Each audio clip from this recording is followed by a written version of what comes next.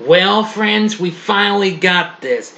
After 3 years since Venom came to the big screen in his own solo movie, we finally get its long-awaited sequel as I recently saw Venom, Let There Be Carnage, now playing in theaters. But is this sequel anywhere better than the first Venom?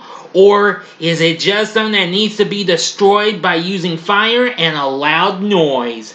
Find out right now in this spoiler-free review. Big D's Entertainment Rankings and Reviews. So greetings my fellow YouTubers and welcome to Big D's Entertainment Rankings and Reviews. My name's Noel, better known to as the Big D, and this time around I bring to you a spoiler-free review of the just now released new superhero flick Venom, Let There Be Carnage, released by Columbia along with Marvel and Tencent Pictures. The second film in Sony's Spider-Man universe and the sequel to Venom. The film was directed by Andy Serkis, who I'm sure you know who that is. He played was best known for, using the green screen effects and what have you when he played characters in Lord of the Rings and the Planet of the Apes prequels. And of course, more recently, he played Ulysses Klaue in Black Panther. The story was written by Kelly Marcel, based on a story she wrote with Tom Hardy, who once again returns as our title character, aka Eddie Brock, along with Michelle Williams, Naomie Harris, Reed Scott, Stephen Graham, and Woody Harrelson playing Cletus Cassidy, alias Carnage. In this movie, Brock tries to reignite his career in journalism by interviewing serial killer Cletus Cassidy, who becomes the host of the alien symbiote spawn of Venom, named Carnage. Now, from what I've seen of this film, I must say it was something. Now, first of all, I can see that since we got Andy Serkis on board to direct, I must admit he did an absolutely good job. I mean, because he was very good with working with CGI and motion capture technology, which was an important part of portraying Venom and Carnage in this film. Anyway, that was really cool. I gotta give a good thumbs up for that. Anyway, the title was announced in April of last year, despite the pandemic occurred. We were originally supposed to get this last October, which would have been 2 years later after the first film.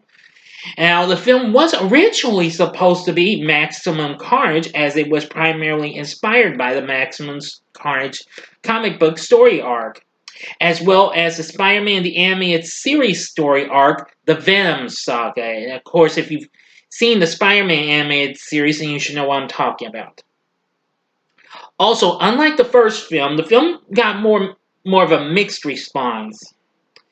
And although it was generally considered an improvement over the last film. Anyway, still, I think this is really something. I'm glad we're getting to see this.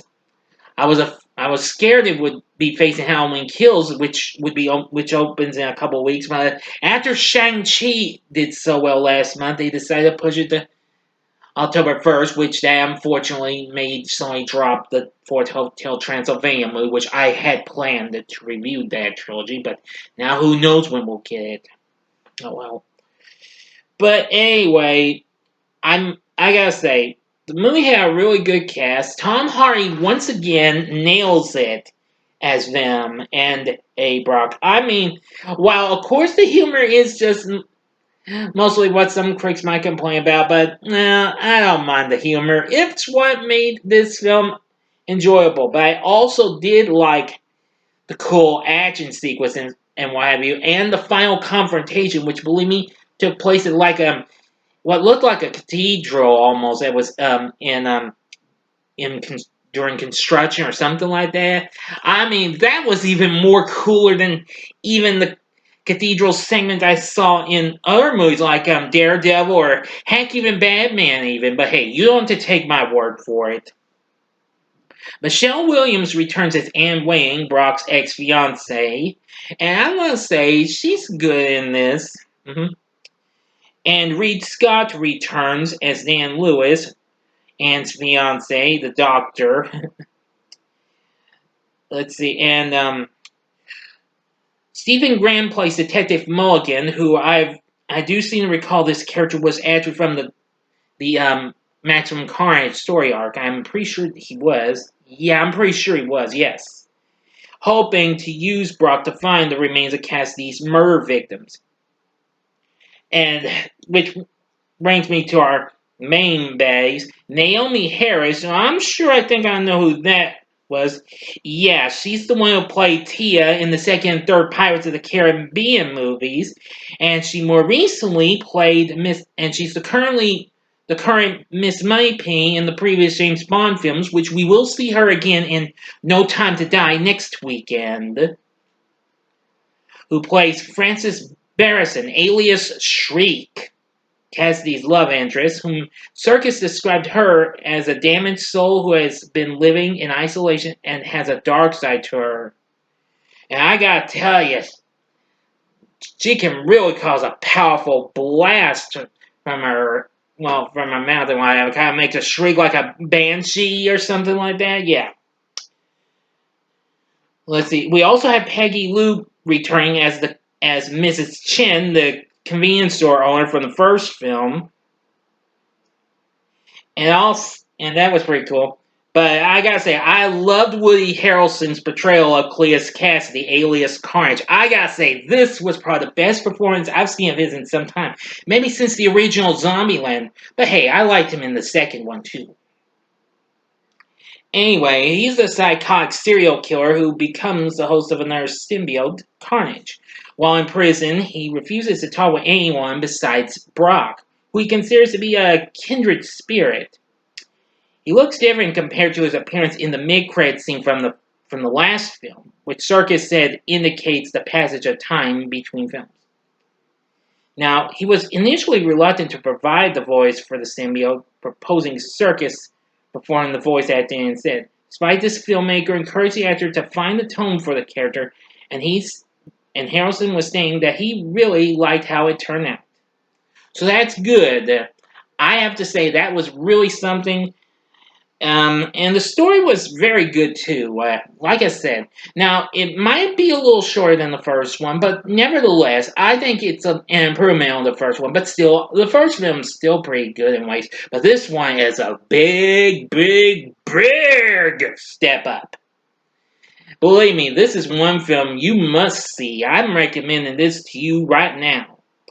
Also, this time they got Marco Beltrami, who I know his work from lots of films. He's done the scores for movies like Scream and Hellboy and several others.